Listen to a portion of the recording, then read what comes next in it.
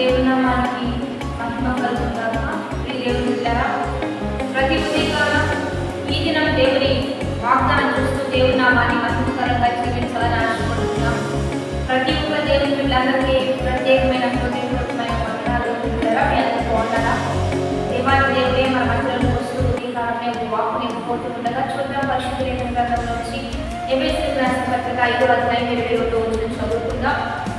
స్త్రీలారా, ప్రభువునకు వలె మీ సొంత పురుషులకు లోబడి ఉంది. క్రీస్తు సంఘమునకు శిరస్సైన కావున పురుషుడు భార్యకు శిరస్సై ఉన్నాడు.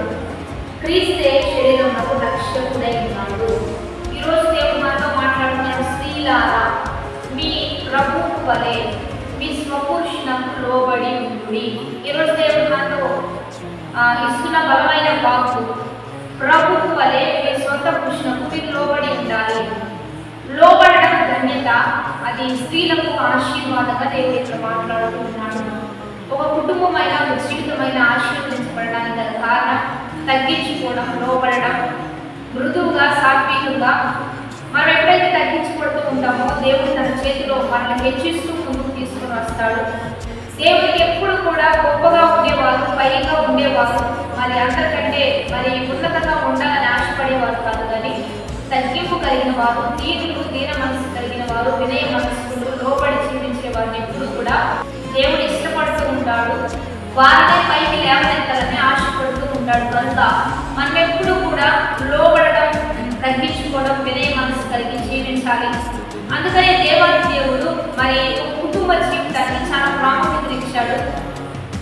సంఘానికి దేవుడికి మధ్య ఉన్న మంచి రిలేషన్ ఏంటి అంటే, ఒక భార్యకి భర్తకు ఉన్న మధ్య రిలేషనే దేవుడి సంఘానికి తనకి మధ్య రిలేషన్గా, ఒక బంధంగా దేవుడు ఏర్పరిచాడు. ఎందుకు స్త్రీ పురుష బంధాన్ని దేవుడు అంత బలపరిచాడు అంటే, పిల్లలు కాబట్టి వివాహం అయిపోయినాక వెళ్ళిపోతారు, బంధువులు వెళ్ళిపోతారు, రక్త సంబంధికులు వెళ్ళిపోతారు. కానీ మరణ వరకు మనతో ఉండేది మన భర్త, మరణ వరకు మనతో ఉండేది మన భార్య. ఎందుకు ఈ బంధాన్ని దేవుడు అంతగా బలపరిచాడు అంటే, మరి దేవాది దేవుడు కూడా సంఘమైన మనకి ఆయన మధ్య ఉన్న బంధాన్ని ఆ రీతిగా దేవుడు పోల్చడానికి గల కారణం, మరి మనము కూడా దేవుడికి ఎప్పుడు లోబడుతూ మరి దానికి సాదృశ్యంగా భార్యాభర్తలతో మరి మనం పెళ్లి కుమారుడికి ఆయన రాబోతూ ఉండగా పెళ్లి కుమార్తెకు మనం ఎందుకు సిద్ధపడాలని చెప్పాడు అంటే, ఈ బంధం చాలా బలమైనది, శాశ్వతంగా ఉండేది. కనుక మనం ఏ రీతిగా ప్రభువుకి లోబడుతూ ఉన్నామో, మీ సొంత పురుషునికి కూడా మీరు లోబడి ఉండడం మీకు ధన్యత, ఆశీర్వాదం. అట్లే మీ శిరస్సు, అట్లే మీరు ఎప్పుడైతే లోబడుతూ జీవిస్తూ ఉంటారో, మిమ్మల్ని మీరు గౌరవించుకున్నట్లే, మిమ్మల్ని మీరు హెచ్చించుకున్నట్లే మీకు ఘనతగా మార్చబడుతుంది. కాబట్టి మీ కుటుంబంలో మీ భర్తను ఒక రాజుగా, ఒక గొప్ప స్థాయిలో మీరు చూస్తూ ఉండగానే ఆ రాణి పాత్ర మీకు వచ్చేస్తూ ఉంటుంది. మీరు మంచి స్థితిలో దేవుడు మీకు ఉంచుతాడు. మీ భర్త రాజు కానప్పుడు మీరు రాణి కూడా కాలేదు. మీ భర్త ఒక మంచి స్థాయిలో లేనప్పుడు మీరు కూడా ఉండలేదు. కాబట్టి ఎప్పటికప్పుడు మీకు ఎంత జ్ఞానం ఉన్నా, ఎంత చదువుకున్నా, ఎంత హోదా ఉన్నా, ఎంత పదవి ఉన్నా, ఎంత తలాకులు మీకున్నా, మీకంటే మీ భర్తను హెచ్చించడం, అతనికి లోబడి ఉండడం, ప్రభువుకి లోబడినట్లుగా అతన్ని కూడా గౌరవించడం, అది మీ జీవితాన్ని దీవెన. కాబట్టి ఈరోజు దేవుడు మీతోనే మాట్లాడుతూ ఉండగా ఈ వాగ్దానాన్ని బట్టి ప్రార్థన చేద్దాం. పరిశుద్ధ మహోన్నత గొప్ప దేవ, ఈ దినము మీరు మాకున్న బలమైన ఆలోచన బట్టి నీకు మహిమ.